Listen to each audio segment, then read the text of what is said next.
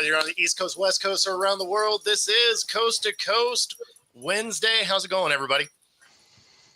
What's up, guys? How you guys doing? I hate it here. Well, I'm certainly doing better than Russell freaking Westbrook. Oh, Yeah. what a time. What a freaking time. No, it's good out here. Nice and playing in sunny. the snow. It's that guy playing in the snow. I like it. I hate it here.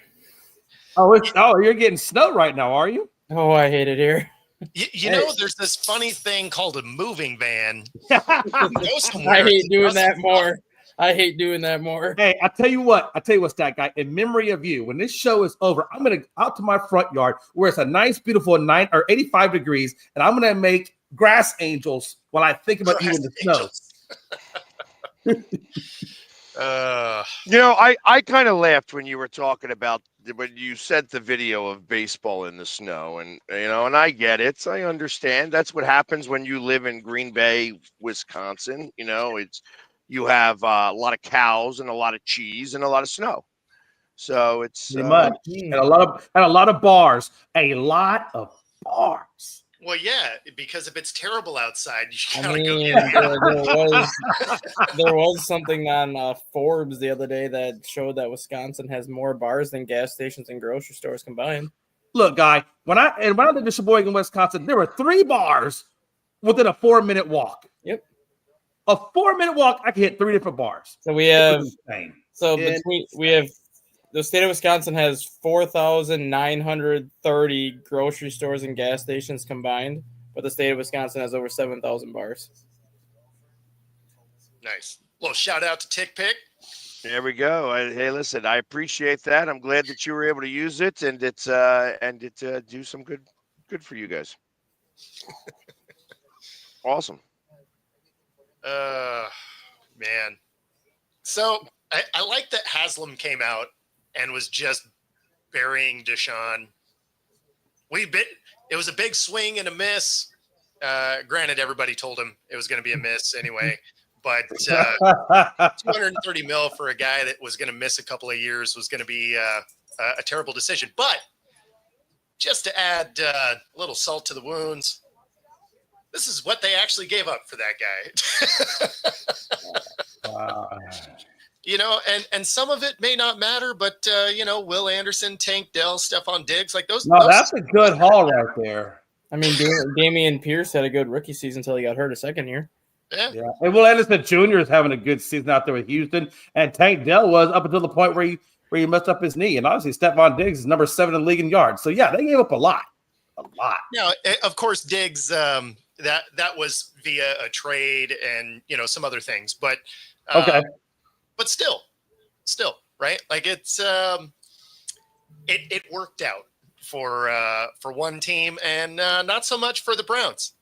But it is interesting to hear an owner come out and actually own that. That is probably the most surprising part of this. Is very rarely do you hear an owner come out and bury his team's decision. Yeah. So hold on, the owner of the Browns. Yes. Said that out loud. In a press conference. That's awesome, actually. That, That is accountability. Yes. That is accountability. And I actually applaud that owner because ultimately, if you want to start to change the culture of your organization, you got to start from the man up at the top. Yep. And that actually expresses a lot more about him in general as a person. Yeah. That, so it's like that gives me a little bit of hope about the dumpster fire that is a football team in Cleveland. Yes. I mean, realistically, that's a real thing. Yesterday I listened to the press conference of Jeff Lurie. You know what I mean?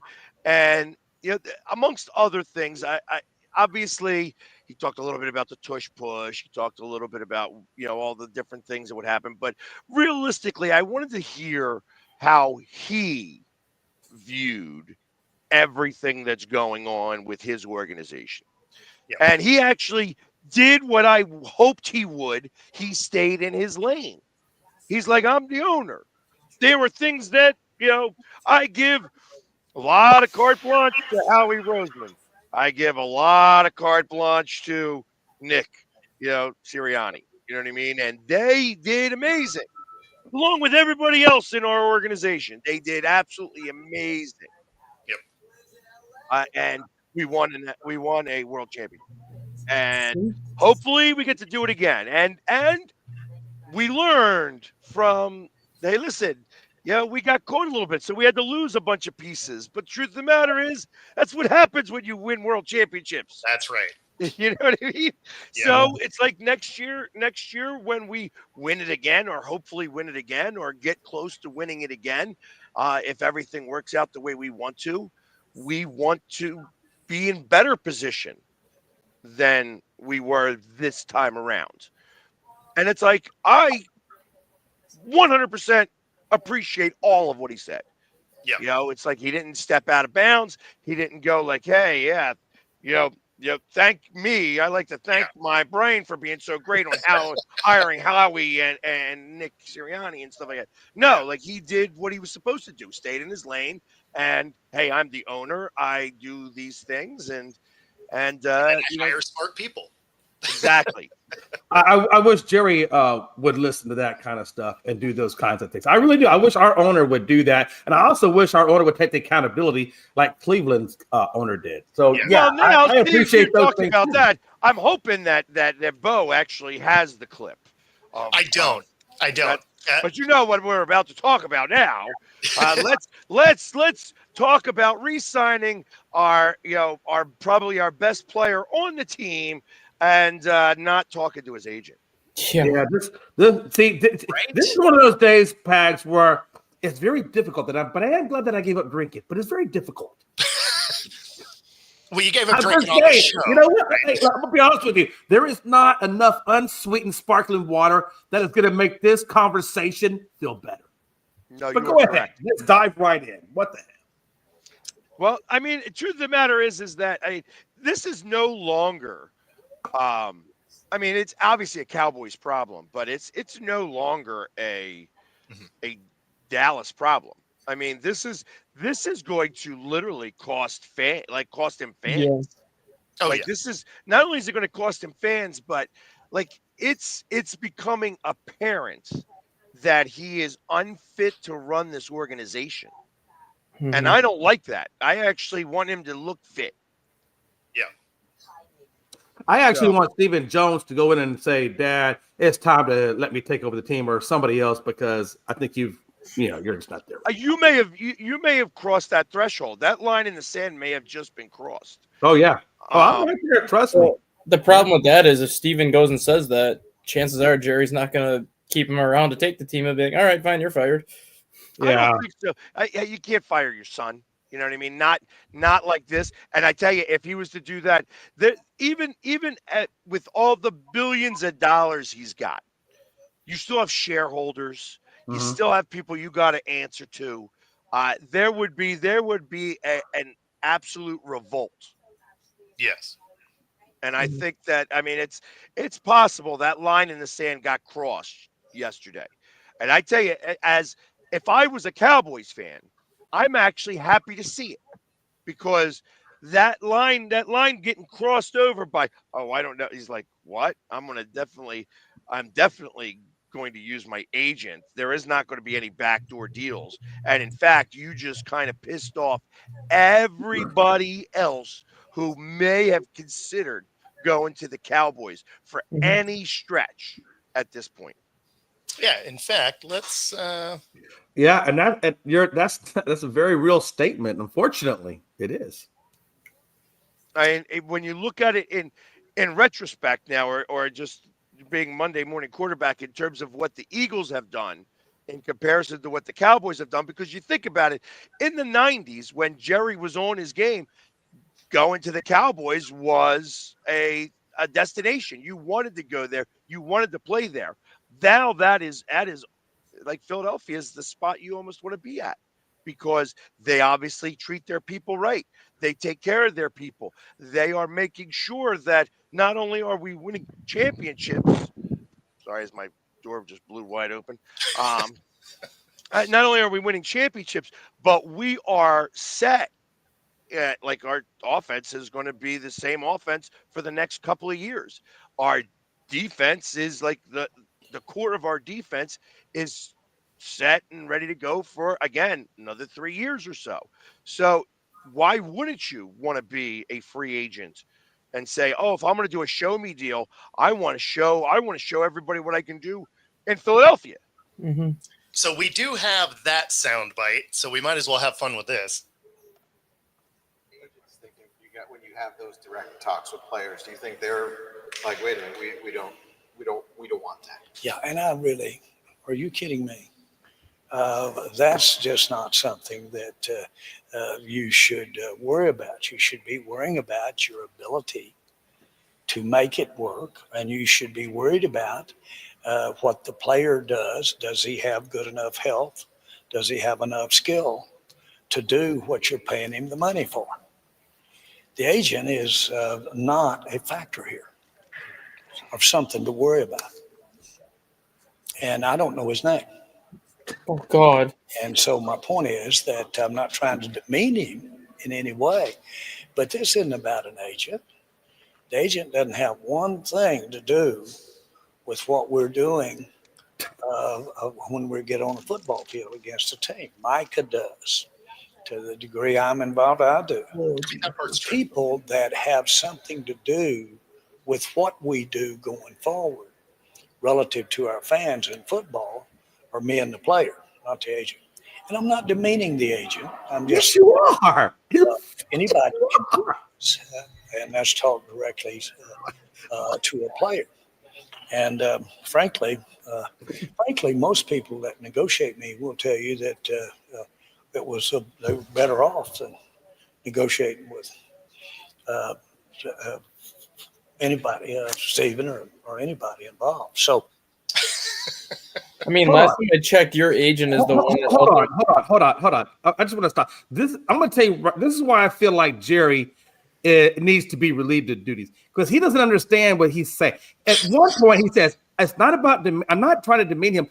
And then after he says that, the next three sentences are straight demeaning. Like, Well, Jerry. So Come on, that's man. on par. That's on par for when anybody says anything like that. Like when somebody's like, I don't want to sound racist. They then say the most racist thing possible, Yes. right? So Yes. for him to be like, I don't mean to be demeaning. Yeah, it's because the next thing that's going to come out of his face is going to be demeaning. And here's the thing. I want to go back to what Joe commented. Joe commented said that the only way Steven's going to leave office is if he dies or whatever, or he fires a GM.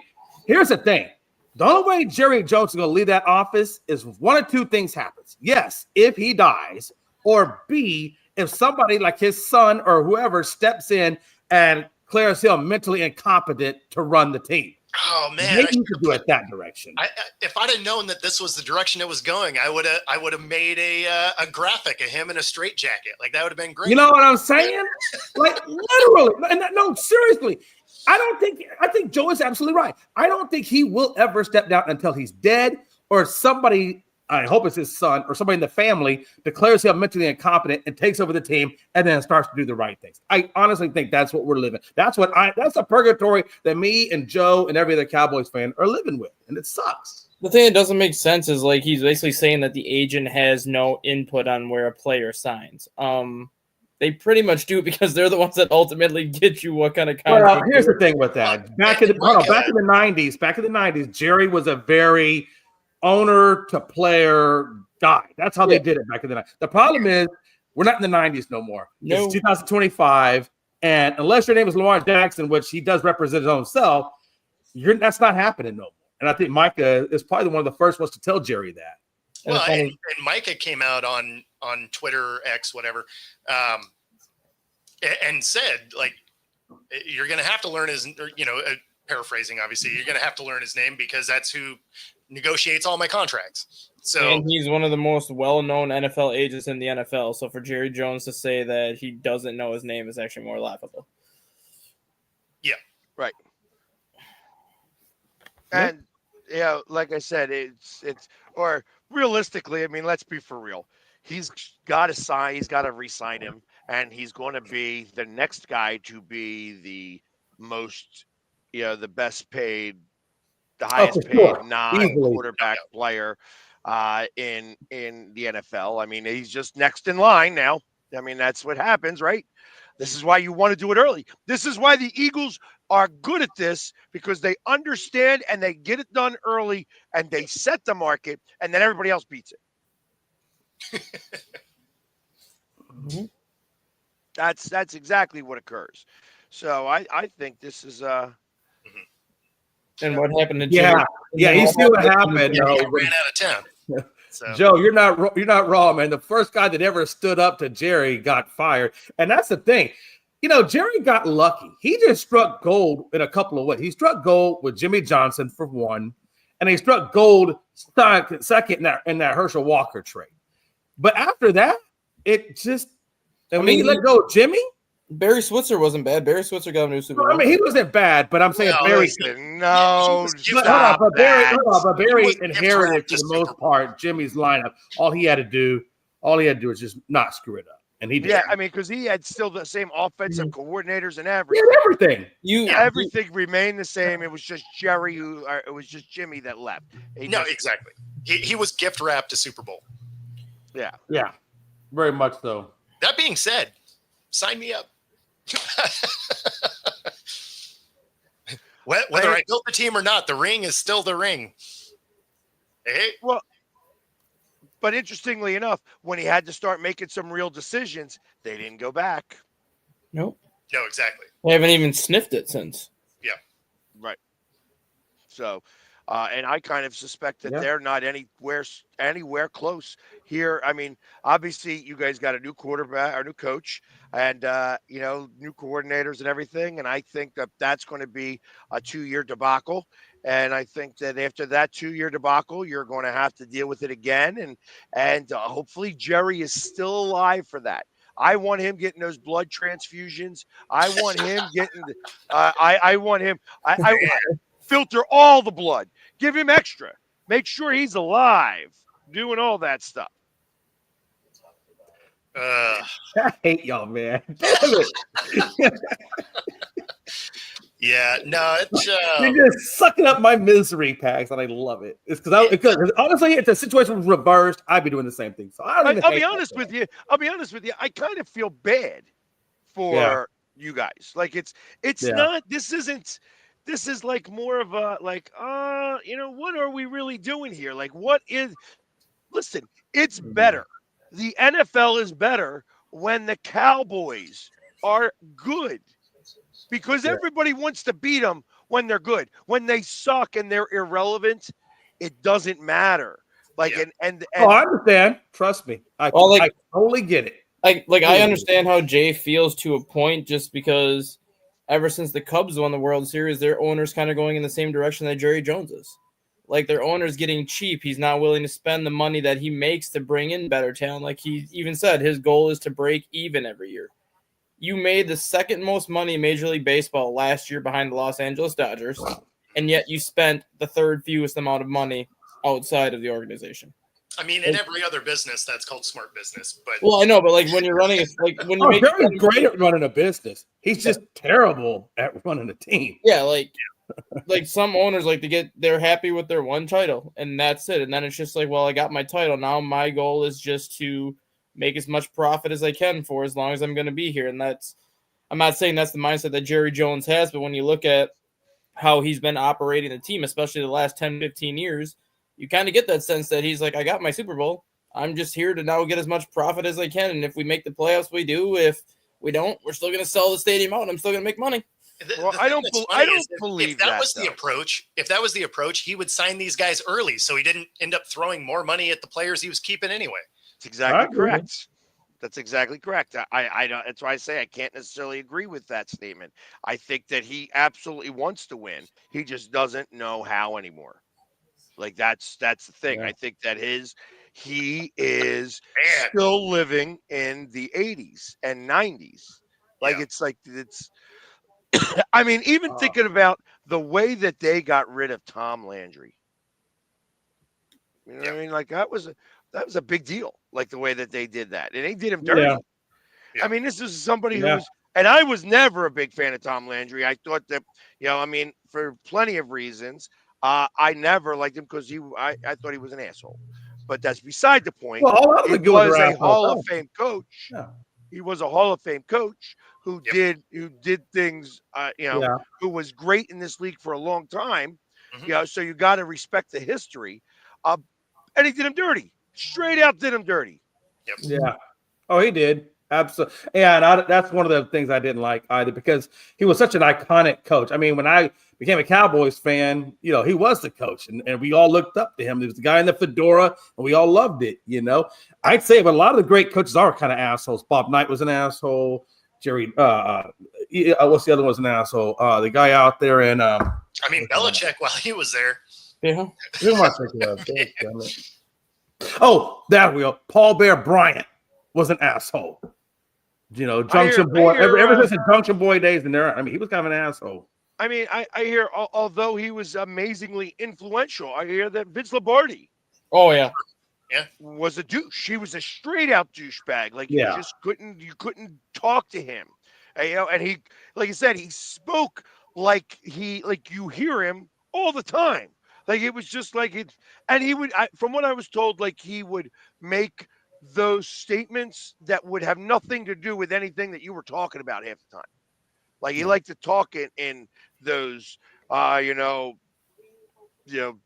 be a champion every day type of verbiage and stuff like that. But it wouldn't make any sense to anybody who actually was trying to have a conversation with him.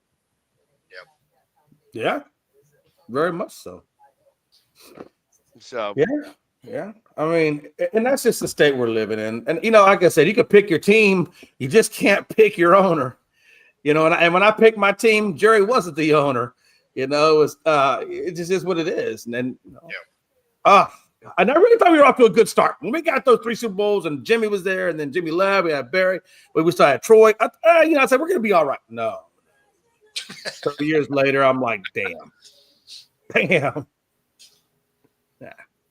Well- I mean, you've made the playoffs. You won divisions. So, at least you're competitive. You had Captain 8-8 for a decade. You're not making me feel better, man. I know you're trying. And I appreciate it. But as a fan, it really is irritating. I mean, it really honestly is. What are we gonna do? I can imagine. So Yeah. it is what it is. Man. Wish I could just go over to Jerry's yard and just take a nice healthy poo. Good luck with that. No, I'm not gonna try. I like my freedom. All of a sudden, Jay reporting from jail. Hey, you know what I'm saying? It doesn't look good on me. I'm not gonna do that. Anybody hearing me? I was only playing. There's no seriousness. That's right. You realize if Jerry Jones finds shit in his yard, he's coming after you now. Yeah, well, he's old. I'll trip him. He'll be all right. Well, good luck with that. I hope that he doesn't find it. Yeah. He hopes you still do it. Just that he doesn't find it. Well, you're on the right path for the second part here, Joe. Even if you don't win. Certainly not going to be this year. That's for sure. Yeah, it's. I can imagine that it's. You got a few more years to think about this.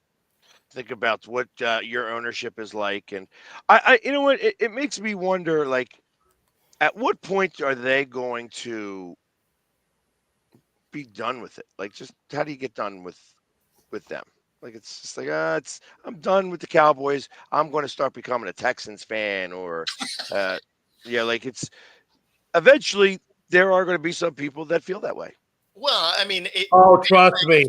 There's lots of times I've thought about. I said, "God, it would just be so much easier if I could." But then I said, you know what? At some point, every team gets a coach or an owner that maybe they don't like, and I can't do. I can't. As much as it's easier to go that route, I can never leave the Cowboys. I am a Cowboys fan for life, and it's rough. I've thought about it, but I'll never do it. Yeah, I mean, it's only bandwagon fans that switch teams, and then they don't even require a really bad season. They just require one that's a down year. So those are the ones that you're just like, yeah, kick rocks, get out of here. But I mean, we've all weathered terrible years with our teams, right? And in Like, some places, some people have even weathered terrible decades, damn near almost half a century. yeah, we called those the '90s for Seahawks fans. Yeah, me too. For Cowboys, I guess we're in the same boat. I don't know. We call that the duration of the Lions franchise for the most part. Yeah, I Well, mean, hell, true. when's the last time Minnesota got a damn championship? I mean, people don't say. And I'm not trying to be rude. Well, no, we haven't Minnesota's been been to drought a for a long we haven't time. been to a Super Bowl in over 50 years, but at least like we still have, for the most part, a competitive team every year. Like the Lions, the Browns, the Cardinals, for the most part, like those are three franchises that you might get 1 or 2 good years out of like a 20-year cycle. Like the Lions now are more consistent, but Yeah, I know, Joe. I root for the Star too, man. I do. It's just what it is. Yeah, it's and that's God, a I hate shame. talking like this. Yeah, I mean, like I'm still a Seahawks fan, and I'm an '80s kid, right? So like I watched some bad football here in Seattle. '92 was the prime year of that. We went 2-14. Year was amazing. Yeah. So But you guys had a great wide receiver in Largent. I mean, Largent was a good wide receiver. I feel. yeah. I mean, Hall of Famer, right? He was the Yeah. all-time reception leader until Jerry Rice came along. Yeah. But he wasn't there in '92. No, he was not. I think he retired in '91. I think actually. Yeah. So What a time. 90, Why do I 91. remember? Why do I remember? Was the quarterback named Craig? Yeah, Dave Craig. Okay. Because I'm like, it's not Roger Craig played for the 49ers, and I know that. So I'm trying to figure out why I'm thinking of the name Craig. But Yeah, Dave Craig. So it was Jim Zorn, then Dave Craig, and then we struck out on a guy named Rick Meyer. I remember that. Rick Meyer, I think, also played a minute for the Eagles. I believe you are right. Yep. I And think he then had one Hasselbeck. season You had a Hasselbeck. there. We had Hasselbeck. Yeah, we had. We had one of the some- brothers. We had one of We the had brothers. some, basically forgettable guys in between some of that. But yeah, no, it's there's been some lean years. So, if you're an actual fan of your team, you hang out for those. So Oh, I mean, man. I guess when you're talking about the '90s, I'll be right back on, guys. I got a phone call coming in. I have no idea who it is. Sure. Sean Alexander. What about him? Would you say that he was maybe one of the best players of the '90s? So here's the thing with Alexander is he was the beneficiary of maybe the best left side O-line ever constructed. So just about anybody could have ran behind that line because he was very much a finesse runner. He didn't like getting hit. When he won the MVP in 05, he if you watch the film, he doesn't get touched until he's 5 yards downfield because we had an amazing blocking fullback, and you had Strong and Hutchison on the left side. So, I mean, the holes he ran through were huge. The only time he ran hard was when he was by the end zone. So, I've always thought Sean Alexander, despite getting an MVP, was one of the more overrated guys because when we had, a small running back, our backup in Maurice Morris, he had huge yards that year too. Anytime he came in, because you could drive a tank through the holes that were opened. So I've always felt that Sean Alexander, although his numbers looked amazing, I always thought he was kind of overrated for what it was. Yeah. Interesting. And who was the running back that you guys had before? I guess before him, was it Bryant? Penn State guy. Well, I mean, we had quite a few. The one running back who was just amazingly good. He from Penn State, and then went out there and actually did really well. But it was during a time when you guys were not great. Well, I mean, I don't know where he went to school. You might be thinking like Ricky Waters. No, I remember Ricky Waters. For who? For what in Philly? Who are you talking about right now? Who was the running back that graduated from Penn State, won a national championship at Penn State, and then went to Seattle, was drafted by Seattle, probably after their 2-14 year, because I think that they was the number 1 pick in the draft. Well, so we've never had the number 1 pick in the entire course of Seattle. I mean, it could have been Chris Warren, maybe. Because, dude was a stud. I think he wore number 32. I don't know if that helps. Was it David Sims? I'm not sure if that's. Let's see. I mean, like if we go through our best guys, Sean Alexander has our rush title. Chris Warren was next. Kurt Warner after that. Kurt Warner. Kurt Warner was the 80s, though. He was in the 80s, yeah. Yeah. So Chris Warren was the 90s. Yeah, Chris Warren was the 90s. 87. Yeah.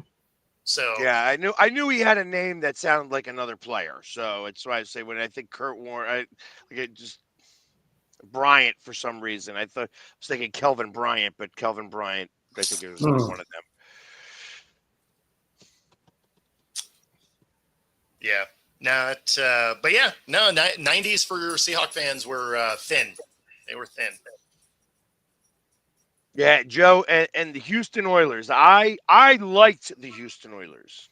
Yep. First off, I loved the powder blue uniforms. I think that they were quite possibly, I like that blue better than the Charger blue. Okay. Yeah, the Houston Oilers blue was just a little bit deeper. I think it was that deep cornflower, I guess, is what it was called. Yeah. Deep cornflower blue. But Adams was a douche of an owner. He should have done like Art Modell did with Cleveland and let Houston keep the name the Oilers, like Art Modell let Cleveland keep the Browns. I mean, there's so much history there, and there's a damn oil derrick. You don't need that damn because you're not pumping oil there like they're pumping oil in Houston. That's what Houston is known for. We're a refinery town. Why you didn't let us keep it? You're such a douchebag. I thought it was hilariously terrible that they decided to do their throwback jerseys when they were playing Houston. Oh yeah. I thought it really was. But it was funny because you're just like, oh man, that is some shady stuff right there. It's super shady. It really, but that's how much of a douchebag that guy is, literally. And then I remember when U of H tried to wear that kind of Oilers scheme jersey, and they came out and told the Cougars, "Hey, you can't wear that. That's trademarked to Bud Adams." Like, dude, you're such a. That's why I'm glad you're gone out of this damn city. That's why the Houston Roughnecks had to change their logo in the UFL. Yeah, because they had the old Oilers logo just with different colors, and Bud Adams threw a fit about it. I'm like, you're not even going to ever use it again. Come on. Well, I mean, he did with the throwback jerseys, which awesome. There you go. Damn it. Once or twice a year, every year. Here we go. Pain in the ass.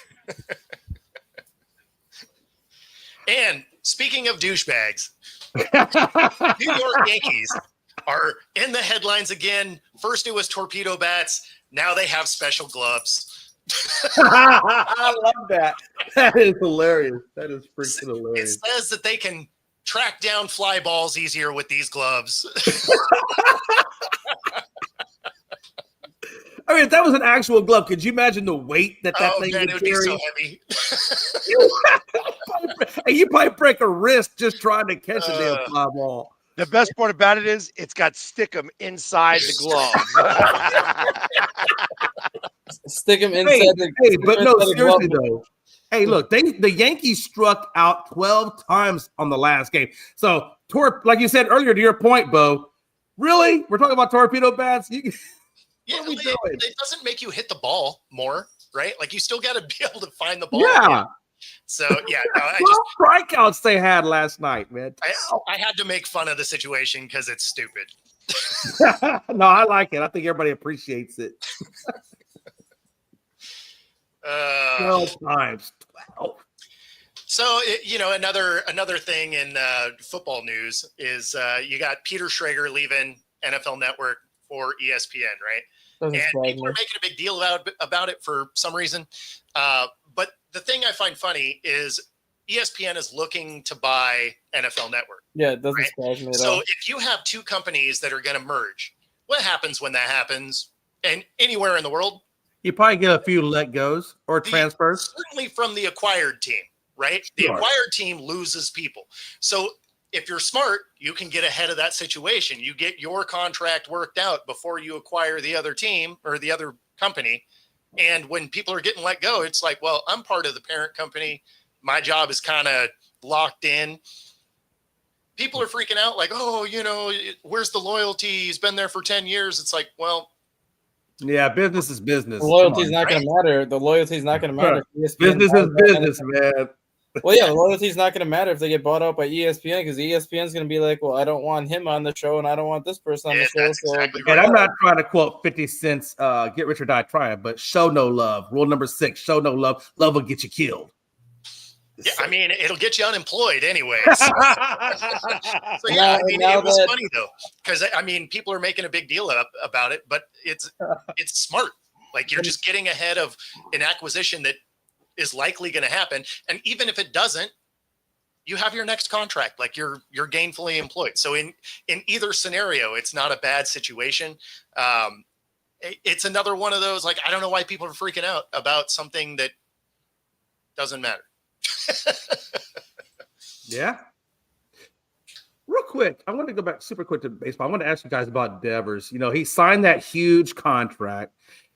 There was an issue about Bregman coming in and taking over third base, and you all know that he threw a big hissy fit about it because he didn't want to come on. He didn't want to be a DH. Ultimately, he conceded and said, okay, whatever. Bregman can have third base, what have you. But this guy, since then, has been on a strikeout tear from hell. That's what I was just going to bring up. So Rafael Devers Crazy. has 15 strikeouts in 19 at bats this year. That's 19, nuts. 19 official at bats, not counting the at bats that he got a walk, obviously, but he's got 15 strikeouts and 19 official at bats. Compare that to what Tony Gwynn did in 1995. Tony Gwynn had 15 strikeouts and 585 at bats. Yeah. And this is a guy that got so pissed off about Bregman taking his spot. But yet the guy couldn't field on third base like Bregman can do. And apparently now he can't hit the damn ball to save his life. So what are you doing, Devers? Who's your agent? What the time? I mean, his agent got him a $300,000 or $300 million contract. So, I mean, his agent did fine. Hey, No, the agent did fine, but I'm like, I don't know. I don't know. The guy just, I don't know if he's just not tracking the ball or if he's just not being disciplined at the plate. But he got wow, paid. when I saw Doesn't that matter. stat though, it was crazy. Fully guaranteed contract. Doesn't matter. Fully guaranteed. All of a sudden, he's Deshaun Watson.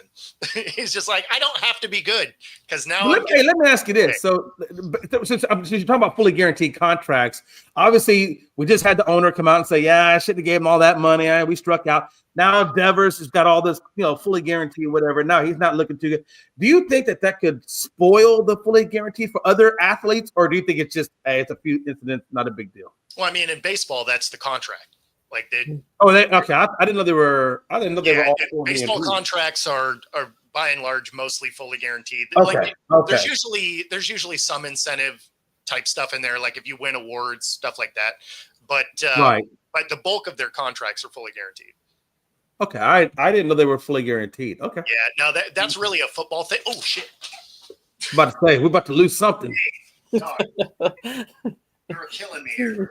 Was that the dog? Just out of curiosity. Yes. So yesterday he was barking at you. Today he's moving your camera. What's up with this dog? My dog is just being a problem today. Stop. Just lay down. That's all you gotta do. Just lay there. You're killing me, Smalls. He's like, you got one job. One job. We need the dog cam. Right. You just about had it. Oh, what a It's my time. turn to get on camera. Now she's like, you are boring. We need to go outside and play. If I break your stuff, we can go, right? Like, Nice. It's funny. I was doing something the other day, and it asked me if I knew how to do any impressions and what's my best impression.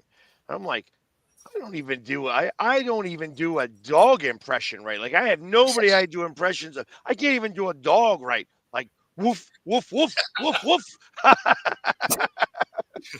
So you're trying to put letters in there. Stop, take out the letters and just put the sound in it. That's all you gotta do. Not really so much That's of a great. letter. I don't. You know what? I'm not trying to act like a dog. Sometimes it pays Fair off. enough. Fair enough. Sometimes it pays off. Okay. Sometimes it pays off. Second. Got to get the dog out of here for a moment. So, who's let the dogs out? Bo, Oof. Bo, Bo, Bo, Bo. You know, the crazy thing is, if you actually did put a dog cam on him, could you imagine some of the sights that you would see on screen? I'm just saying. Just saying. I listen. It's like I don't have a dog. I don't want a dog. I have decided that I no longer am interested in cleaning up anything else's poop again, Fair enough. ever again. Like no dog, no cat. I may consider a snake. Okay. Oh, you know what I want to do? Well, have you ever fed a snake before? Of course. Okay. And do you know, like, have you ever, like, whenever you feed a snake, have you ever, what irritates me is because I've had snakes too, man.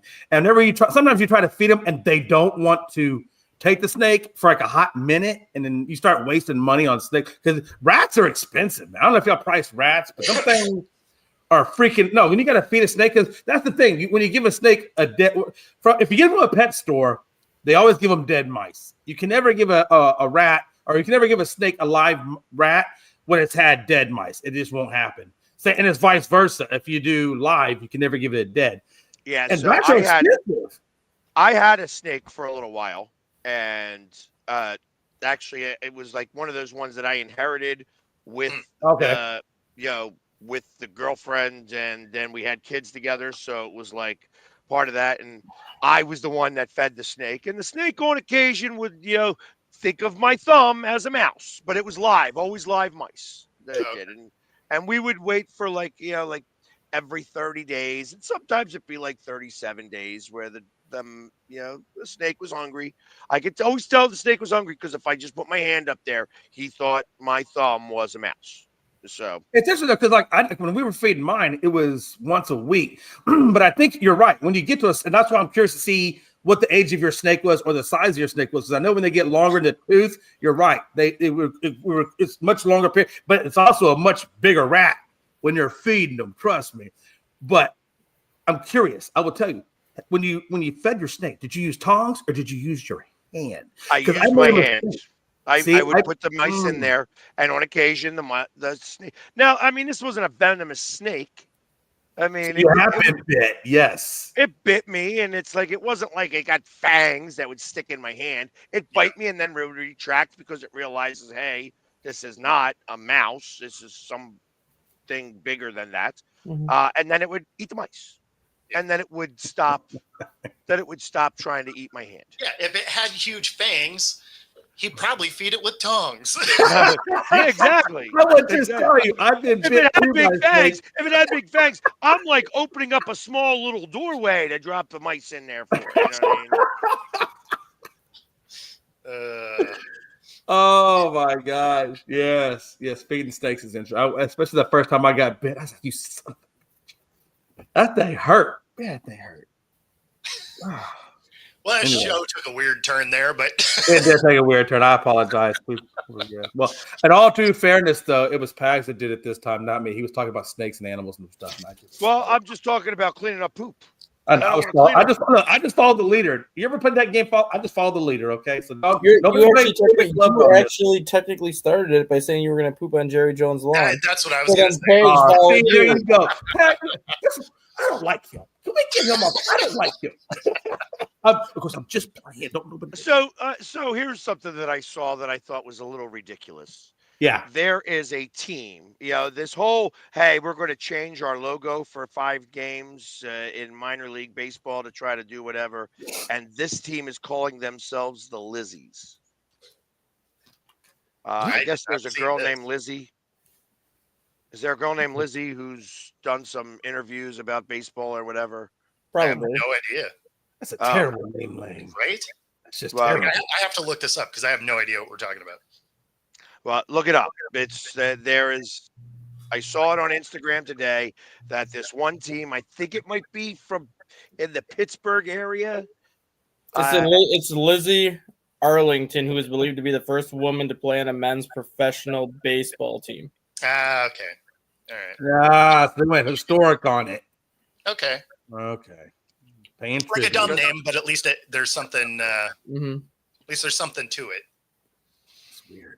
What do you have? Like a picture of a female on your hat? I mean, how does that work? There is a picture of the female on, like I said, you have to look at it on Instagram. I got to Yeah. imagine but it was like something interesting. I'm like, really, it sounded like I didn't know who this person was. Yeah, me either. So I'm sure a lot of people didn't know that. I didn't know there was a woman that played professional baseball with men. It's interesting. Didn't know that. that's first I heard. I thought that she was somebody who did interviews. I had no Now, I idea. do know there was a woman that was drafted by the NBA back in the day out of New Orleans, in the New Orleans Jazz at the time, back in the 70s. But I never knew that there was one in baseball. That's interesting. Okay. Mm-hmm. Well, I mean, and nobody's done it in football yet. I mean, they're not going to do the kicker or anything like that. And Yeah, You would think if it did happen to football, maybe it would be the kicker because there's a lot of good kickers out there that are female. Yeah, sure. Mary Elizabeth Murphy, also known as Lizzie Murphy, was born in 1894 and died in 1964. She's known as the Queen of Baseball and was a pioneering female baseball player who played with semi-pro men's teams in the early 1900s and became the first woman to ever pick up a hit in a men's professional baseball game. What team?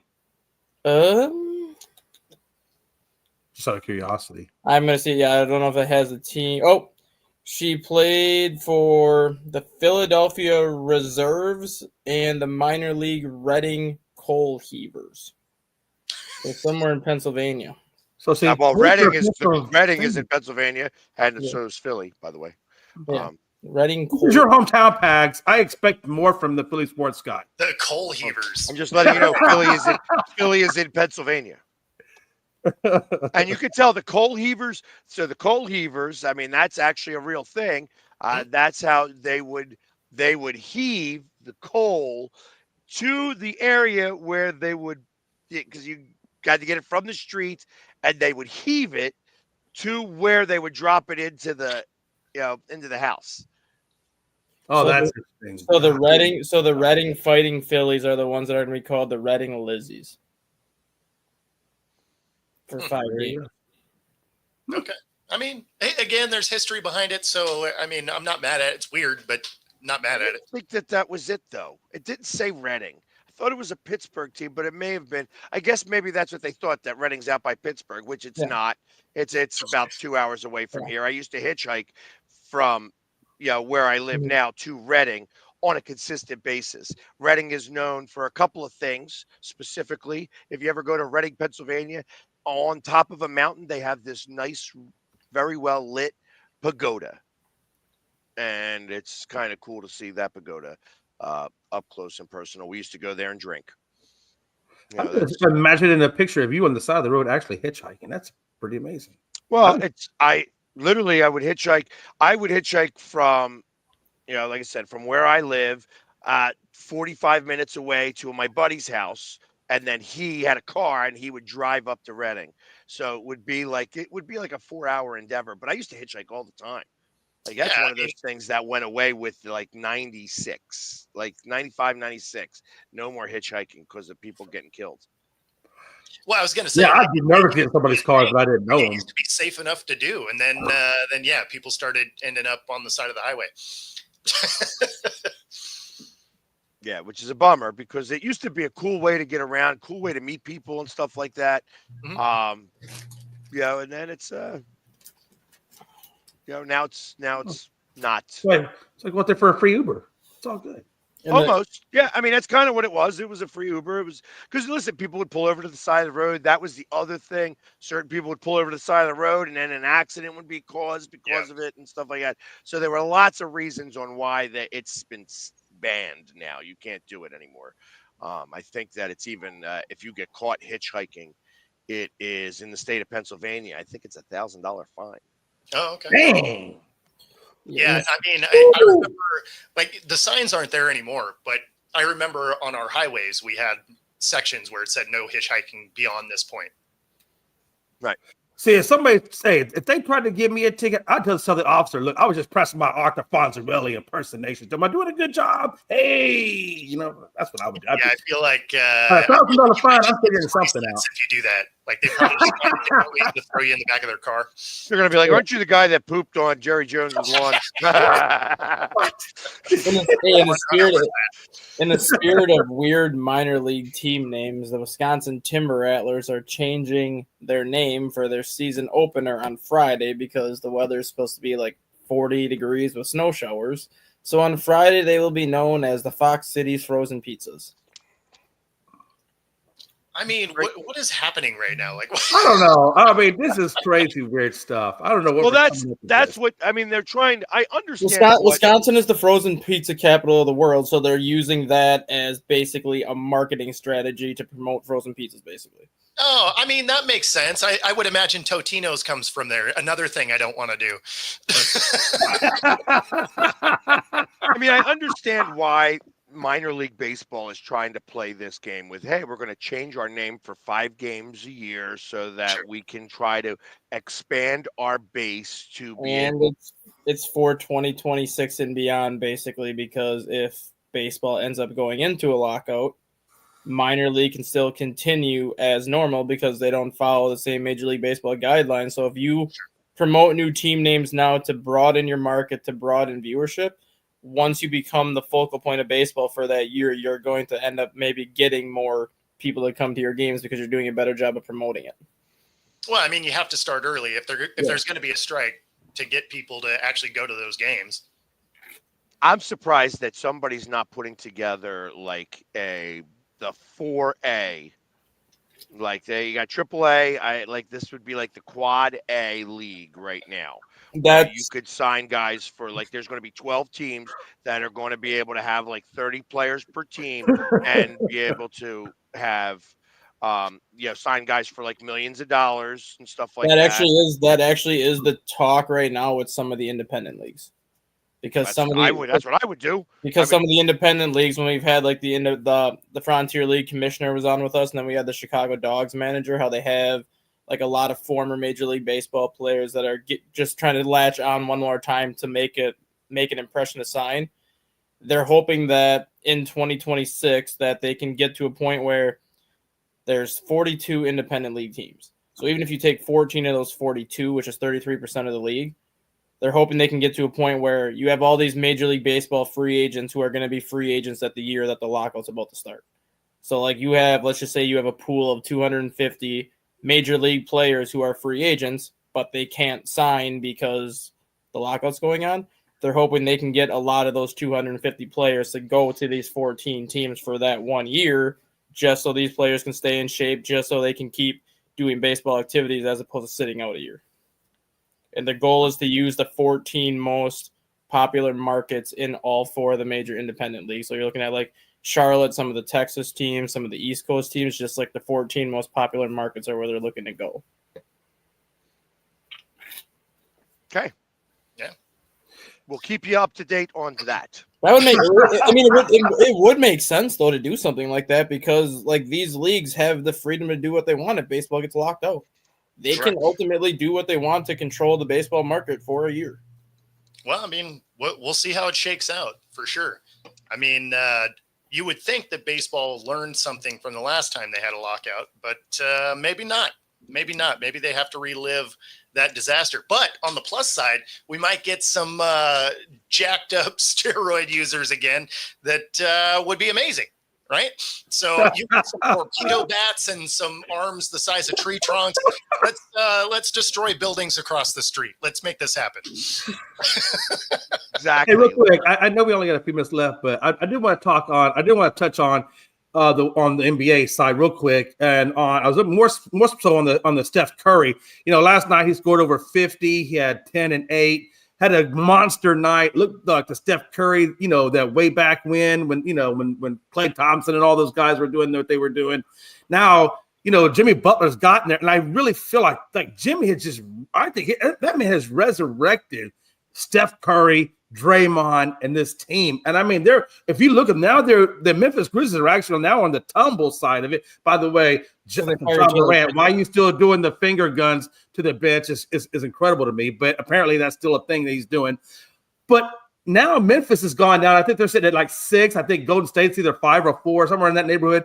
Now you're starting to see a little bit. I would not be surprised if Golden State, winds up against the OKC in the finals. I mean, the way they're playing right now, the way they're looking, it's almost like vintage Warriors basketball. Well, it's because the Grizzlies fired Taylor Jenkins, which they never should have did. Yeah. I'm still trying to figure out why they fired Taylor Jenkins because I think they're 1-6 since they fired him. But when it comes to the Warriors, the Jimmy Butler trade was a win-win for both parties because once Klay Thompson left for Dallas, Stephen Curry basically lost his number 2. He's always had Klay Thompson there as his number 2, like he's always had that secondary scoring option. As good as Jimmy Butler is, he is at his best when he is not the go-to guy. Like in Miami, he was the go-to guy. He had a couple of good years, but the last couple of years in Miami, it's been very topsy-turvy. Jimmy Butler's always been at his best when he's been the number 2. Now that he's in Golden State, he's the number 2 again. And you're starting to see that Jimmy Butler that everyone expects to see when he's that number 2 option. Well, I agree with you. I don't disagree. I just think it's that Steph Curry performance last night. I mean, the way he was hitting shots over Edey, and Edey's like 7'4" with a hand all over him, and he's still slamming home 3-pointers. I mean, it was ridiculous. I think he was like 6 or 7 or something like that behind the line. I mean, the guy was just so on fire last night. I mean, it was a couple of shots he took that had to be at least 3 feet behind the arc. I mean, he wasn't even close to the line. He was behind them. 3 feet behind the arc. It really is. I mean, he's got to be the best pure shooter the game's ever seen. Be honest. Sure. Yeah. I mean, if you're talking pure shooter, I'll give you that. He did say his goal. He did say his goal after last night was to finish his NBA career with over 5,000 made 3-pointers. And he's already a little over 4,000. He's closing in on 4,100 already. I mean, when you're jacking up threes for 50% of your shots, there's a good chance you get there. You know what I'm saying? I mean, absolutely. But you know what? But I'm sorry. If you're here in the Seattle area, because we got to get out of here, tomorrow night, if you're missing football, Arena Football is here at the Angel of the Winds Arena in Everett. The AFL defending champs, Billings Outlaws, will be coming to town. It is the teacher appreciation night. So definitely come on out. You can get tickets as low as $10. And then if you do come out, say hi. I'll be around the stadium all night. So, but yeah, let's fill this thing out. Let's make some noise.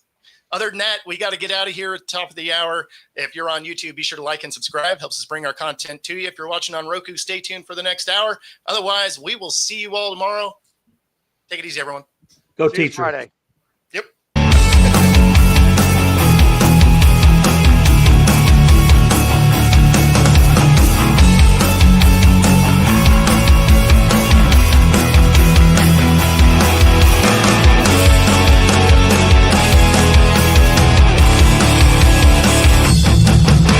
Introducing National Streaming Sports, live and on-demand sports talk programming that you can access 24/7. For the premier sports talk experience, tap into our Roku channel. Start your mornings with Mac and Jack covering all the weekend sports action. Then pour a cup and enjoy all the sports you can drink on the Coffee and Sports podcast. At midday, talk sports from east to west on the Coast to Coast podcast. Followed at night by some hot girl talk with Prim and Proper Sports featuring Sonia Pearson. Talk boxing on the Gloved Fist. Yankee fans tune in for Start Spreading the News. And there's more on the College Sports Huddle and Sports Scope with Robert Butler. There are 20 podcasts in all and 70 weekly shows giving us a 3.4-star viewer rating. To find us on Roku TV, search for National Streaming Sports on the Roku search bar. Click on the logo and you're in. National Streaming Sports.